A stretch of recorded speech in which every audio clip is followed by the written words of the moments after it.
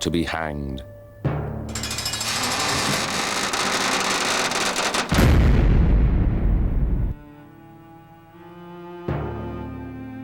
Prominent citizens in Mexico City joined with local clergymen and the Archbishop to beg for the release of Riley and the rest of the San Patricios.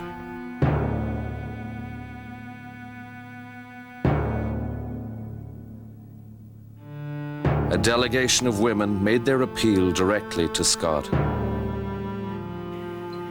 We hope that General Scott will not be deaf to our request and will consider that not even the laws of war will permit inhuman punishment. In our day, there is no need for such cruel punishment. I speak to Your Excellency particularly of O'Reilly. We believe him to have a generous heart, admitting all his errors.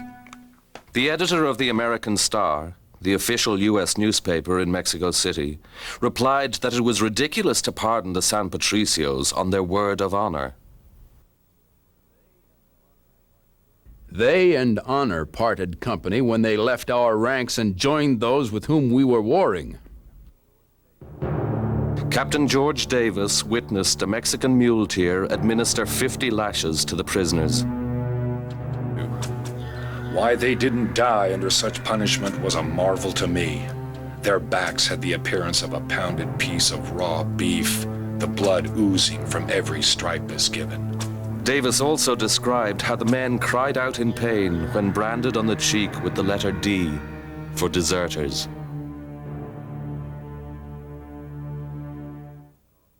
General Winfield Scott issued a warning to his men. Let all our soldiers, Protestant and Catholic, remember the fate of the deserters. The Mexican government drove them to take up arms against a country they swore to support, then placed them in front of the battle, where they could not escape the conquering valor of our glorious ranks. September 12, 1847. General Scott ordered his men to capture Chapultepec Castle, Mexico City's last bastion of resistance. The battle raged for 2 days. Nearby, another drama was taking place. Private Sam Chamberlain painted the scene and made this entry in his diary. The order was to have men placed under the gallows with ropes around their necks, to remain until the American flag was displayed from the walls of Chapultepec, then to swing them off.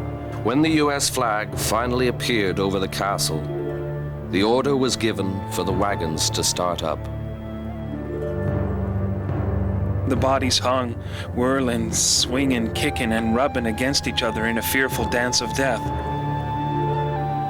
Such was the miserable end of the infamous Legion of San Patricio. After Chapultepec Castle fell, General Scott's army marched into the capital. Mexico, exhausted and without resources, surrendered 5 months later.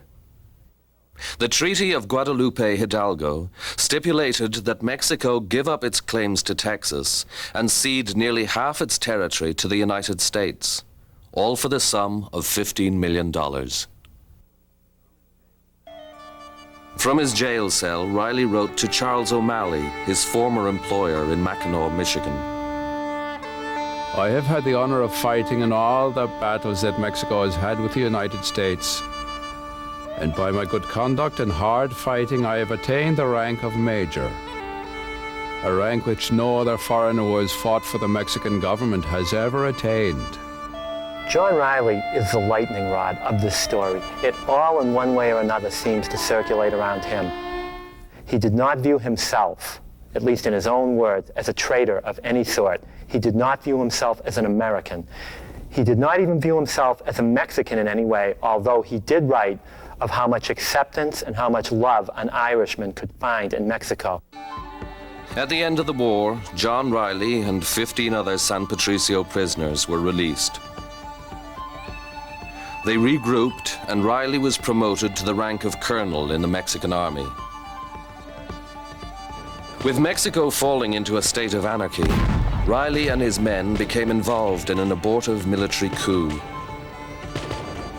Defeated once again, the battalion disbanded.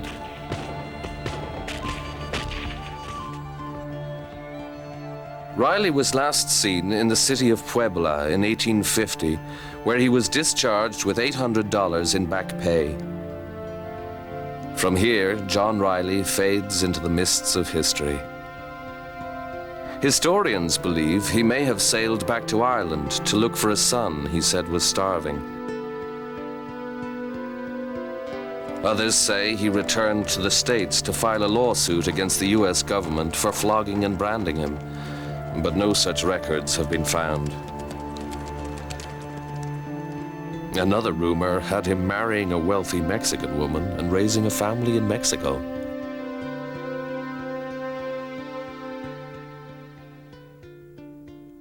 A few San Patricios did remain in Mexico. The Mexican government helped the rest return to their homelands. Beginning in the 1880s, the War Department in Washington, D.C. began receiving letters from all over the country from citizens who had heard some scrap or some rumor about John Riley and the San Patricios and wanted some answers to this story. The War Department's answer to all of these letter writers was the same. We have no knowledge of the San Patricios or of John Riley. In truth, interoffice memos from the War Department applying to all these letters show that the War Department did indeed know who John Riley was, did indeed know what happened with the San Patricios, and had the records of the court-martials, the execution orders, and the General Army orders applying to the San Patricios. For whatever reasons, they chose not to release them. Despite this official silence, the story of the San Patricios did not die. In fact, it remains very much alive today in Mexico, the United States, and in Ireland. 150 years later, Mexicans are keenly aware of the San Patricios and the role they played in the war against the United States. Each year, the people of La Angostura commemorate the battle and point to it as a source of pride for their children. El mexicano se distinguió siempre por su valor y su resistencia al combate, y ese batallón de San Patricio. Mexican soldiers distinguished themselves by their courage and fierce resistance in battle. The San Patricio battalion helped them in terms of artillery techniques and strategy. So the Mexican government regards them as national heroes, even though they were not Mexicans. Much of the interest in the San Patricio Battalion is due to Patricia Bustamante Cox, a Mexican of Irish descent who wrote about them. Cox learned about the battalion while visiting the Churubusco convent. Pero un día el guardián me dice, señora, ¿usted es mexicana? Le digo, pues, ¿cómo no? Dice, ¿pero qué mezcla tiene? Le digo, irlandés. A custodian asked me about my ancestry, and I told him I was part Irish. Come with me, he said, and he showed me a plaque. I think it's still there. The plaque says, this point was defended by the battalions of Victoria, the pickets of Jalapa, and the San Patricio companies. I want the North Americans and the Irish to know that these men gave their lives. They couldn't give more to the cause of Mexico. It was a just cause, and it still is a just cause.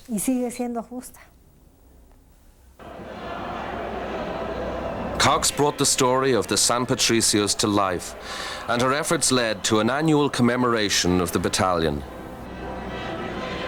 It takes place each year when Mexico celebrates its independence from Spain.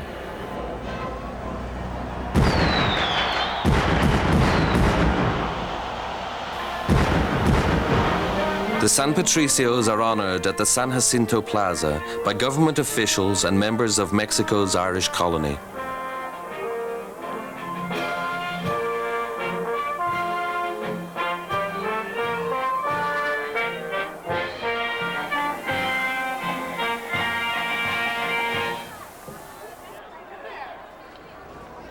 para conmemorar la We have muerte de los constructed the plaque irlandeses en to este día. commemorate the death of the Irish on that date.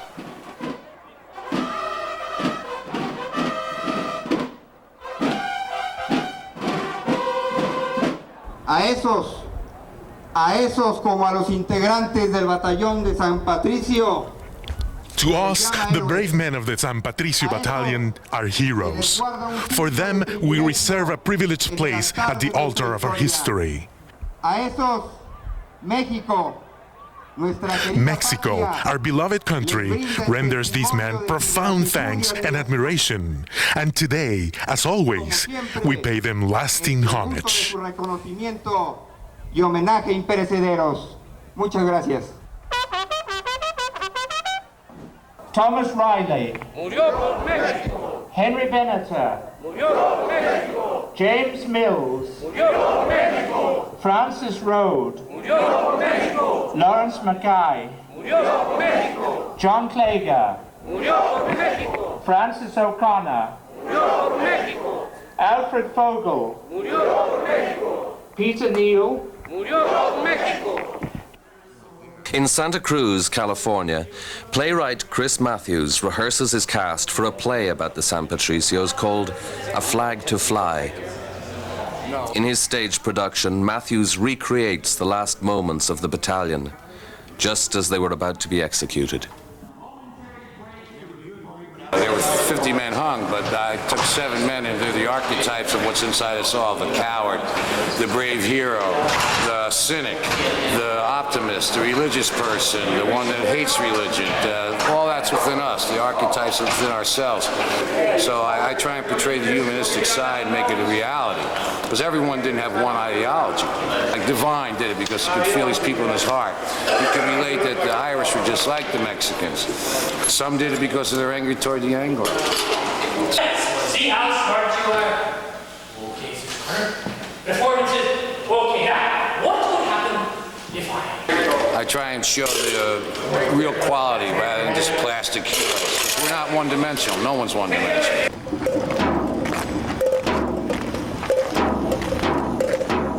Irish Americans are now commemorating the San Patricios on St. Patrick's Day. These men were not traitors. These men who came to fight for Mexico were very brave men who had to overcome many, many obstacles and stand their ground with the Mexican soldier in defending what was right. There are some people who feel that these men were traitors and that they were drunkards, etc. The San Patricios are a very obscure and little-known aspect of American history. Most Americans aren't even aware that we gained California, a third of America, in this war. And our Irish brothers and comrades that fought and died for Mexico will become more known. And their spirit's alive today, and they'll become more and more known as time goes on in America.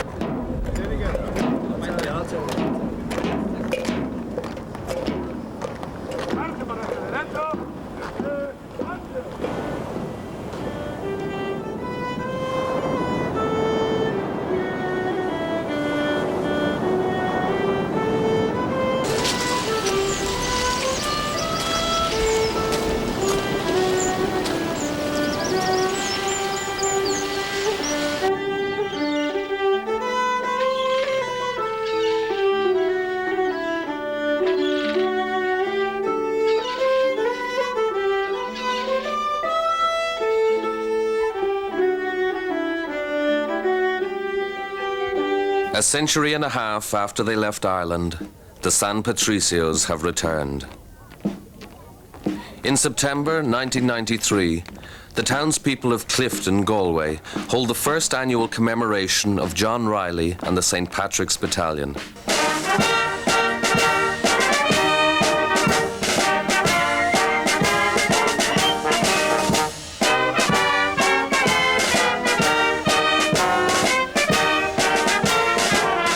As an Irish military band plays the Mexican national anthem, the Mexican ambassador addresses the crowd.